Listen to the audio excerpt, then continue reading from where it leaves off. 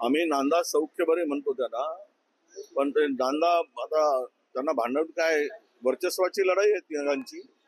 पण ते भाजपाच्या हातात दोर आहेत ना. किती चिंतन शिबिर घेऊ द्या, किती मनन शिबिर घेऊ द्या, किती काही शिबिर घेऊ द्या, पण भाजप म्हणेल ए इधर चलो, त्याला काय म्हणतात त्याला, शोले पिक्चरच्या जेलरचं ऐकावंच लागेल. आधे इधर जाओ, आधे उधर जाओ, इधर उतने जाओ, उधर उतने जाओ. त्यांच्या हातात आहे काय? कारण त्या बैलबंडीचे कासरेच मुळात देवेंद्र फडणवीसांच्या हातात आहेत.